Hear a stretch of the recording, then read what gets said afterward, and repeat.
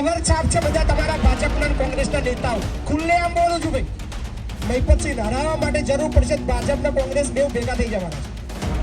ખંભાતના બધા ગામડા જોયા, રસ્તાની તો વાત થાય બી નહીં, અને પોણી વિશે તમારે બોલવું જ નહીં, લાઇટની તમારે વાત જ નહીં કરવી, નોકરીની રોજગારીની એની બી ચર્ચા નહીં કરવી, રેશન કાર્ડની પણ ચર્ચા નહીં કરવી, મામલતદારના ધક્કાની બી ચર્ચા કરવી નહીં, આરોગ્ય વિભાગની બી વાત નહીં કરવી, તલાટીઓની તમારે બિલકુલ ચર્ચા જ નહીં કરવી.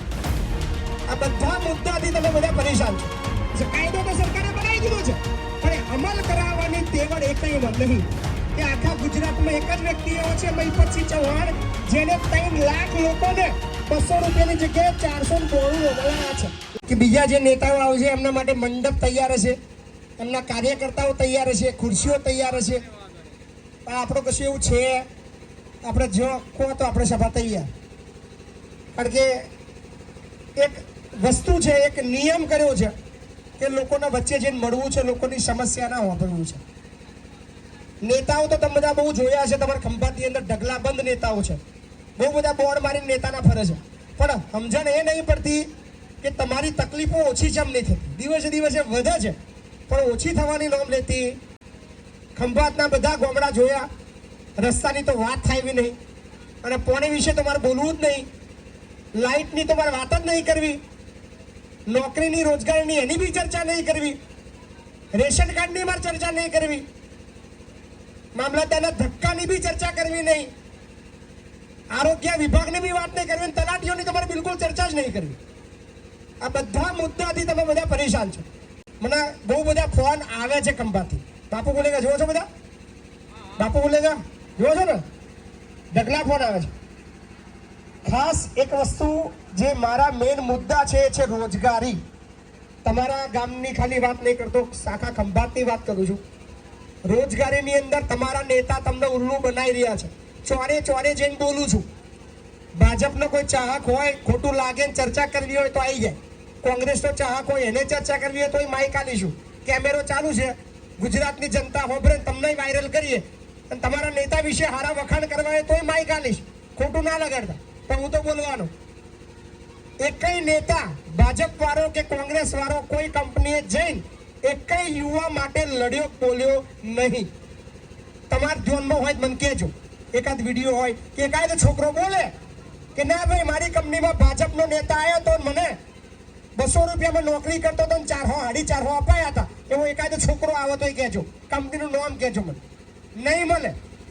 કવર છાપ છે બધા તમારા ભાજપના કોંગ્રેસના નેતાઓ. ખુલ્લેઆમ બોલું છું ભાઈ, ભાજપના કોંગ્રેસ વાળા જે છે, મહિપતસિંહે ટિકિટ માંગી. મને ઘણા કે બાપુ તમે ટિકિટ માંગી હતી યાર, પણ ટિકિટ આપણને ના લે લ્યા. એમને કવરો જોઈએ ચૂંટણી લડવા માટે, કંપનીનું કામ કરે એવા નેતા જોઈએ. આપણે એમાં ચાલીએ નહીં એટલે આપણને ટિકિટ આલે. પણ હા, એમને ખબર છે મહિપતસિંહ હરાવવા માટે જરૂર પડશે ભાજપના કોંગ્રેસ બેવ ભેગા થઈ જવાના છે. કારણ કે એક તો એમને બીક એટલી છે કે જે ગામની અંદર જઉં છું ત્યાં આગળ એમને ખબર છે કે મહિપતસિંહને 200 લોકો એવા છે જે ઓળખે છે. સાચી વાત છે? કેટલા જણા ઓળખો છો આગળ? મને કે સારું વસ્તુ પહેરીને આવું ફરું, કે 2-4 હાર લટકાવું ને બધા મારી આગળ પાછળ 4-5 ગાડીઓ હોય ને બધા ફરે મને નેતા કે, એવો કોઈ ગુણ મારામ નહીં. પણ છાતી ઠોકીને બોલવાની, છાતી ઠોકીને કામ કરવાની તેવડ છે. કે શું એવું આપણે છે જેની કોઈની હાડાબારી રાખતા નહીં? ભાજપ કોંગ્રેસ તેલ વારે થઈ જીતાડજો, 1 રૂપિયાનો ભ્રષ્ટાચાર નહીં થવા દો એની ગેરંટી. જો અટકશો ખાલી મહિપતસિંહ યાદ કરવાના, એક રિંગ કરવાની, મહિપતસિંહ આવું થયું છે, બીજી મિનિટની અંદર તમારું કામ ઓન ધ સ્પોટ થઈ જશે. અને પહેલી તો એ ગેરંટી કે મહિપતસિંહ જીત્યા, તમારે કોઈ ધક્કા નહીં ખાવા પડે. ખાલી નોમ દેવાનું, ખાલી કે ભાઈ મહિપતસિંહનો માણસ કે મહિપતસિંહની વિધાનસભાનો માણસ. કોઈ જગ્યાએ તમારું કામ અટકશે નહીં, કારણ કે ખબર છે કે મહિપતસિંહ દંડો લઈને ફરે છે. જે ખોટું કરશે ત્યાં પૂરું. એટલે ખાસ તમારી આસપાસ બહુ બધી કંપનીઓ છે, તમારા લોકલ છોકરાઓને નોકરીમાં લેતા નહીં, અને જેને લે છે એને પૂરો પગાર આલતા નહીં. ઓધરાયો છે ભાજપ કોંગ્રેસ વાળા નેતાઓ. પૂછવું છે એમને મારે કે તમને આટલું બધું દેખાય છે ફલાણું ઢીકણું, પણ તમારા જ વિસ્તારની અંદર આટલી બધી કંપનીઓ છે, ત્યાં આગળ જવાની તમારામાં તેવડ નહીં. એ તમારે યુવાનો માટે બોલીને તમારે ખાલી બોલવાથી એમના ઘરની અંદર રોજ 200 રૂપિયા વધારે જાય એવા છે. ખાલી રોજગારી બાબતની અંદર કોમ થઈ જાય તો તમારે બીજા 10 મુદ્દાની સમસ્યાનું સમાધાન થઈ જાય. થઈ જાય કે ના થઈ જાય? 6-7 હજારમાં પૂરું થાય, 8,000 9,000માં પૂરું થાય ના થાય. આપણે એવું નહીં કહેતા કે આપણે 25,000 આલો 50,000 આલો, કોઈ નહીં આલે એવું. પણ જે સરકારનો જે નિયમ કરેલો છે 492 રૂપિયા 8 કલાકની નોકરી, એ તો કરાવો. એના માટે તમને કયો કાયદો નડે છે? કાયદો તો સરકારે બનાવી દીધો છે, પણ અમલ કરાવવાની તેવડ એકઈમાં નહીં. કોઈ આ બાબતમાં બોલતો નહીં. હું તો ખેડા જિલ્લામાં ઢગલો જગ્યાએ લડ્યો છું અને જાહેરમાં છાતી ઠોકીને બોલું છું કે આખા ગુજરાતમાં એક જ વ્યક્તિ એવો છે, મહિપતસિંહ ચૌહાણ, જેને 3 લાખ લોકોને 200 રૂપિયાની જગ્યાએ 492 બોલાયા છે લાઈવની અંદર. એના પુરાવા છે. ખાલી ફેંકતા નહીં, બોલતા નહીં. આવું એકઈ નહીં બોલે તમને. બીજી ખાસ વાત, ભ્રષ્ટાચાર ઢગલાબંધ છે, ઉલ્લુ બનાવવાના બધા બહુ છે, પણ આ વખતે તમારે નક્કી કરવાનું છે કે મહિપતસિંહને જીતાડીને તમારે ખંભાતનો ઇતિહાસ બદલવો છે. લાગે કે ના ભાઈ કોમ કરેવો છે તો મહેનત કરી લેજો. પૈસા બીજું કશું આપણું આવવાનું નહીં. દરેક જગ્યાએ બોલું છું, અહીં બી બોલીશ, દારૂ ચવાનો પૈસા કે કશું બીજું આવવાનું નહીં. કોઈ આગેવાન આપણી જોડે છે, કોઈ સરપંચ નહીં, કોઈ બીજા મોટા જે નહીં ફરતા બધા 10, 15, 20 જણા કે ભાઈ અમને વોટ આલજો, આપણે એવા કોઈ છે નહીં. જે ગણો એ તમે બધા છો. જે હાચા લોકો છે, જે લેવા ખાવા વાળા લોકો ને, એ બધા મારા છે. બાકી બીજું કશું આપણા જોડે છે નહીં, પણ કોમની ગેરંટી છે. અને જીત્યો તો ભૂકા છે, એ લખી રાખજો. એટલે ખાસ અપીલ કરું છું, આપણું નિશાન છે પાણીનો ગ્લાસ, નંબર છે 3. લાગતું હોય કે આ ભાઈ કોમ કરે એવા છે, જોજો.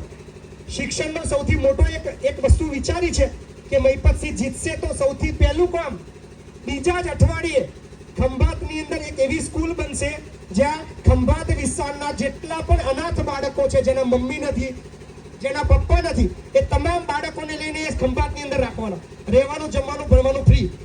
લાગે કે ફેંકે છે, કોઈ નહીં બોલે, પણ નજીક જ છે લવાલ ગામ. આવજો. મારું છે 7 કરોડની બિલ્ડિંગ બનાવી છે. કોઈ નેતા નહીં, 650 બાળકોને પાલવું છું. રહેવાનું, ખાવાનું, જમવાનું, ભણવાનું, કપડા, પેન, પેન્સિલ, નોટબુક બધું મફત આલું છું.